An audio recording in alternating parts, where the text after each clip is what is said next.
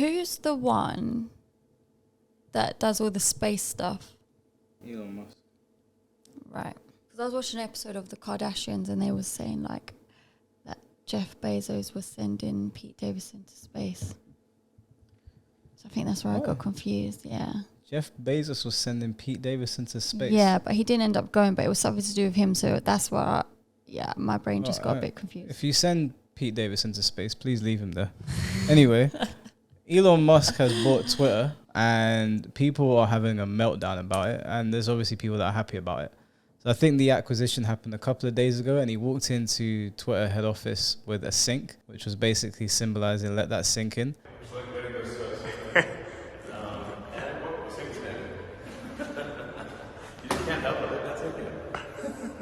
Because we knew that a bunch of firings were about to come and he fired a bunch of people. Really? He fired the entire board.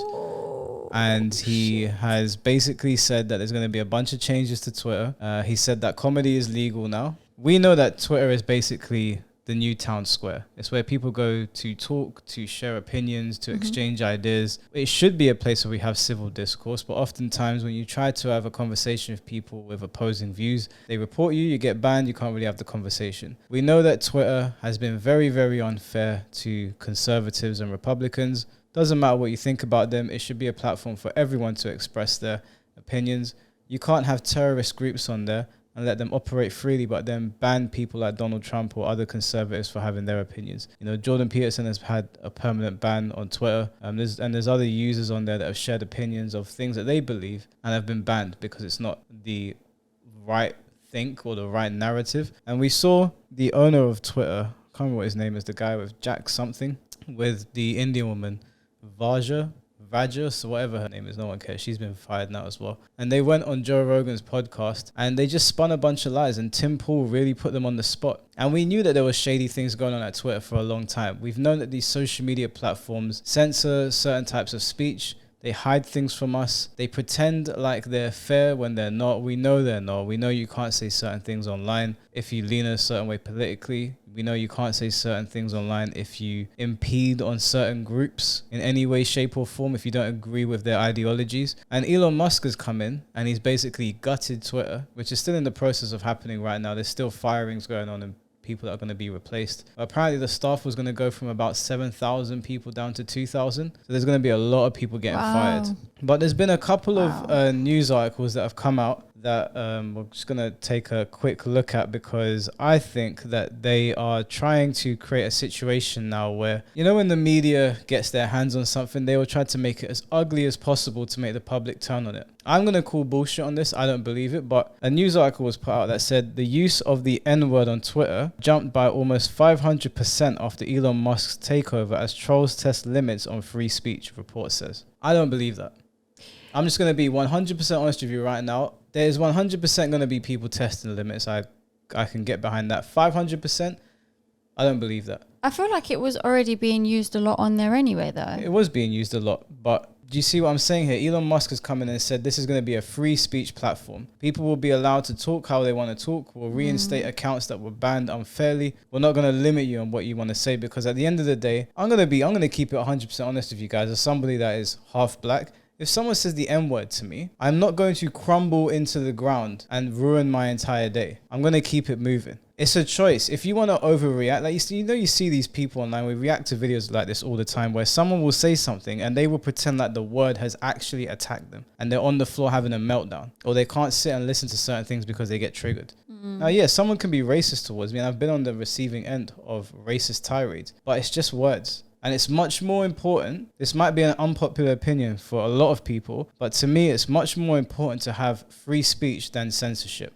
especially when you're trying to have discourse with the country or whatever continent you're in or whatever it is. It's much more important to have free speech than worry about a bunch of mean trolls online because words can't do anything to you. They just can't. There's nothing that a word can do to you. How you react to it is your choice. If you decide to melt into the ground like a little snowflake, that is your problem. That is your choice. But if someone says something to you mean online, do you know what you do? You just close your phone. You go about your day because it doesn't matter. It's not real. But I think they put this news article out to drum up some sort of outrage and see, look, this is what happens when you give people free speech to make people think it's okay to censor you. that it's okay to live in a world where we can't speak freely, because the knock-on effect of free speech is that some people are going to say some naughty things. That's what's happened here. And I think some people are falling for it. I don't believe that it's shot up by 500% at all. I think that's a complete fabrication. But another thing that Elon Musk has said he's going to do, which I completely stand behind, is that Elon Musk's Twitter to charge $20 a month for verification check marks. Now, the reason he's doing that is because there's a lot of social media people that claim to be more relevant or popular than they are. And they buy these check marks from people, or these bots have check marks that lead people to believe they're legit accounts, and they're not. In order for us to know they're legit, if you want a blue tick, if you want to be taken seriously, I guess if you think a blue tick is what makes you relevant, Elon Musk wants to charge $20 a month. Do you not think this is just a way for him to make more money, though? Oh, he's going to make money, but I definitely think that the justification behind it makes sense, because there's so many accounts that have blue check marks that are not deserving There is, of it. but then that's where the people who are, say, working at Twitter and agreeing it and handing it out should be more strict and limited with who they're giving it to. I don't think people should have to pay for it. I mean, a lot ridiculous. of the time they do pay for it. That's the problem. There's a lot of places that offer Not it. monthly, though. But this is the thing, like the blue check mark comes with a lot of things, right? It comes with a lot of things that people use for scams. A lot of these crypto dump and pump scams, or pump and dump, whatever they call it, these blue check marks online, they use that blue check mark as a verification to say I'm a legit account. Yeah. There's scam artists across the board, hundreds of thousands of accounts scamming people that have bought the blue check mark from some third party to make themselves look more legitimate, even though they are not relevant in any sort of way. I'm all for like being awarded a blue check mark for reaching some sort of goal. Like I know YouTube gives you that tick next to your account when it's verified. I think that's when you're over 100,000 subscribers. There's too many people that go and buy blue check marks that are not deserving of them. And yeah, he's going to make money from this because people are going to pay for it. I guarantee you. It won't be me.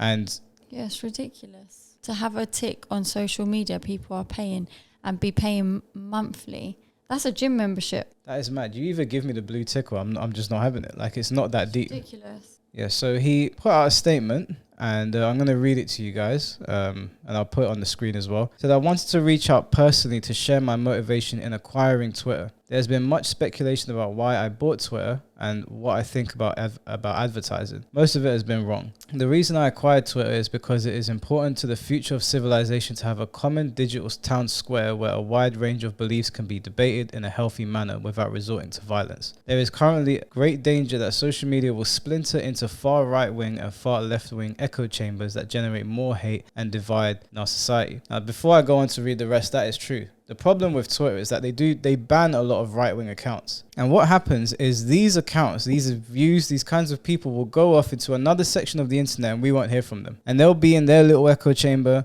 and people on the left and the far left will be in their little echo chamber, perpetuating their own stupid ideas.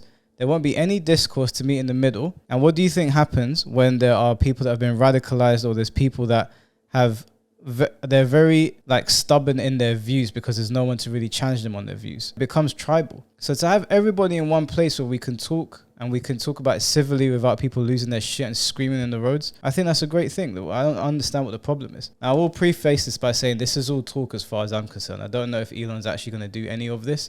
He is just another billionaire. And outside of the things that I see online, I don't know him personally, so I don't trust him. But I trust the previous regime even less. If Elon sticks to his word, that's great. But I'm not holding my breath. In the relentless pursuit of clicks, much of traditional media has fueled and catered to those polarized extremes, as they believe that is what brings in the money. But in doing so, the opportunity for dialogue is lost. That is why I bought Twitter. I didn't do it because it would be easy. I didn't do it because it would make more money. I did try to help humanity whom I love, and I do so with humility, recognizing that failure in pursuing this goal, despite our best efforts, is a very real possibility. That said, Twitter obviously cannot become a free-for-all hellscape where anything can be said with no consequences. In addition to adhering to the laws of the land, our platform must be warm and welcoming to all, where you can choose your desired experience according to your preferences, just as you can choose, for example, to see movies or play video games ranging from all ages to mature. I think that's fair.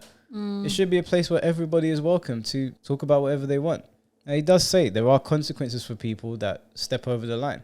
Yeah. And there's always been consequences for people that step over the line. That is what prisons are for. So no one's saying that you can say whatever you want and there's no backlash, but it's about not taking the wrong people off. they need to stop banning people for having their own views on the world. Like, it's one thing to literally incite violence, like literally telling people go to this person's house and cause them harm because I don't like them. That's not okay. Obviously you can't have that on the platform. But if I'm discussing something that goes against what you believe, I shouldn't be banned for that. That's not okay. It's not okay to treat people like that. And that's why a lot of people are behind Elon Musk buying Twitter, because they're sick and tired of this radical mob that is constantly pushing their weight around and getting people banned for having different opinions. Now, Twitter is just one place. There's still Instagram, there's still Facebook, there's still Snapchat, there's still all these other social media platforms where people are going to continue to do whatever bullshit they were doing before. But this is a step in the right direction, and I'm glad that Elon Musk is coming. And for all the people that are crying that he's coming, grow a backbone. Like, people are going to challenge you on your views now about you crying and getting them removed from Twitter, getting their accounts banned. It's actually mad that it got to the point where you actually couldn't say certain words, otherwise your account would get flagged. We should never be at that point. We should never be at that point where you can't have simple conversation with people that you don't agree with.